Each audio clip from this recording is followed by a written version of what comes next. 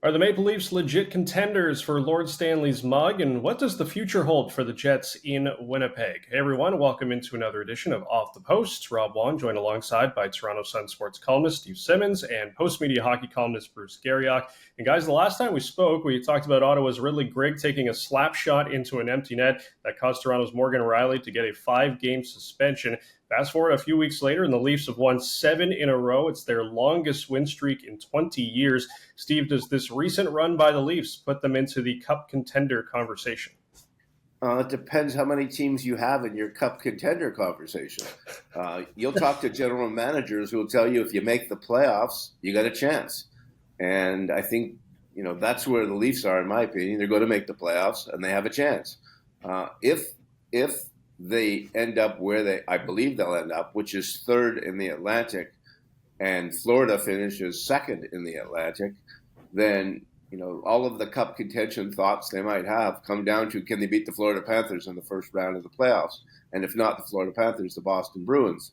I think, are they a top 10 team right now? Probably. Are they a top 6 team? Or would be one of my picks to win the Cup? No. There's still flaws, there's still problems, there's still areas that need to be fixed, and they don't compare structurally to many of the better teams in the league. And until they do that, I don't see them as like a favorite kind of a team, no matter how many games you win in February. I mean, I've seen teams lose 10 in a row in February and go on and win the Cup. So, this is not the month you want to be hot. You want to be hot in April.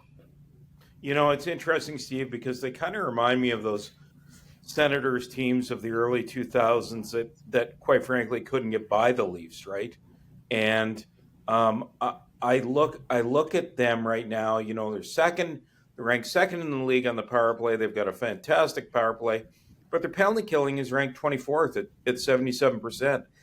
You're not going to win with that kind of number, certainly penalty killing in the playoffs. And I also, all I've heard is everybody talk about the fact that they need another defenseman for a long playoff run.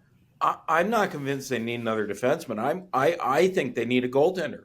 And I think going into the playoffs as a, quote, Stanley Cup contender with that kind of goaltending, I don't know that I'd want to do it. And the other thing that's going to happen, Stephen, and this is just, as soon as they get into the playoffs, your first column is going to be, can Auston Matthews, and I could write it for you right now, can Auston Matthews and Mitch Marner send it along?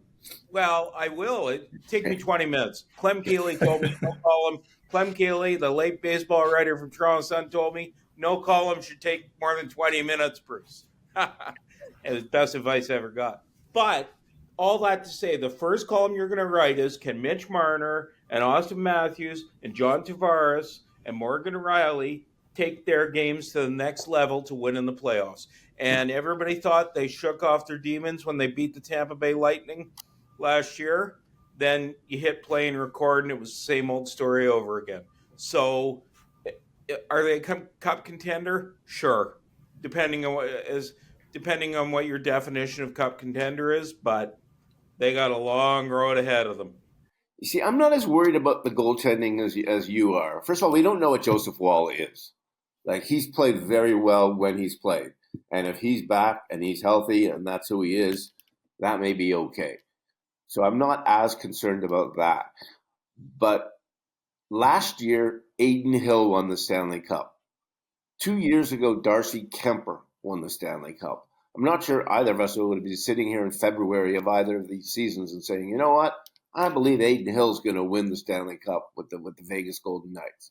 So sometimes the days of the Patrick Waugh, Martin Brodeur have to have one of those guys in goal.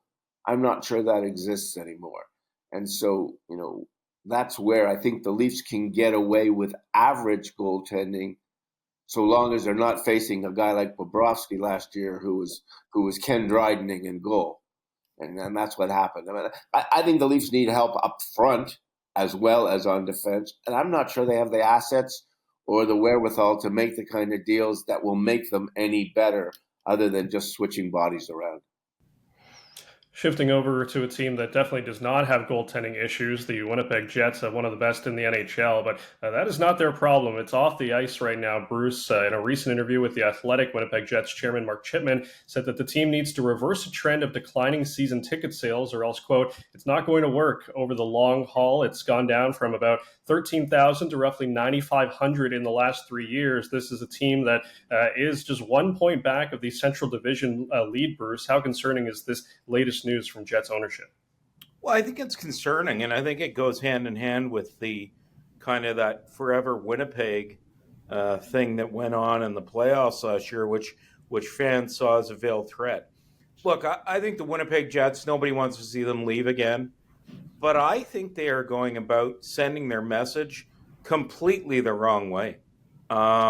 Steve, I don't know about you, but why speak to, if you're going to send that kind of message, speak to the local media. I think they're being a little tone deaf.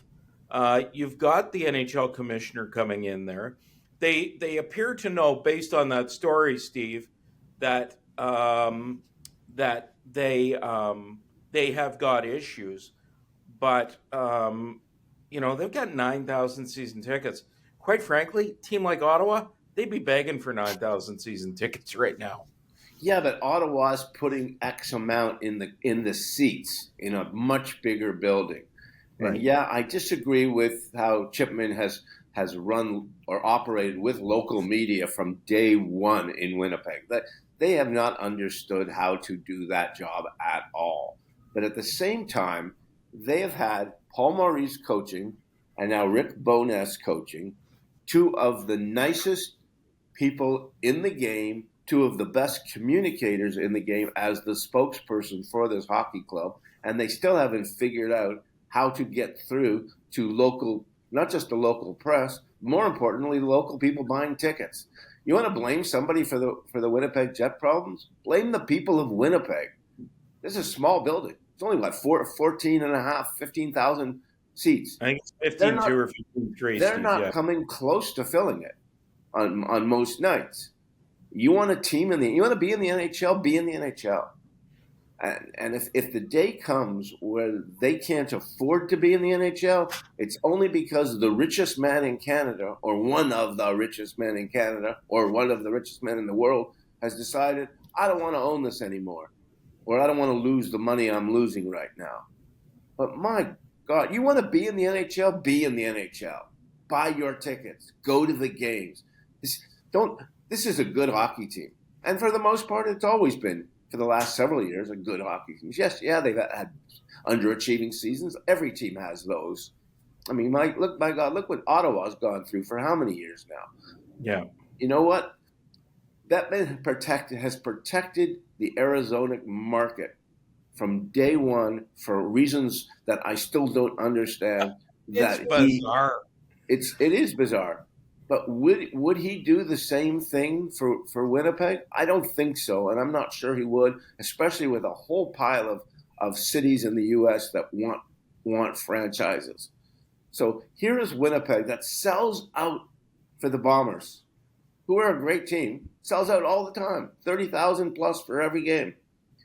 Can't get 15,000 in the place for NHL hockey. You can't do that. You don't deserve to be there. Yeah, it's going to be interesting to see how it goes moving forward here now with these public comments. As always, leave your thoughts in the comments section below. For Steve Simmons and Bruce Garriock, I'm Rob Wong. Thanks for tuning in, and we'll talk to you next time on another edition of Off the Post.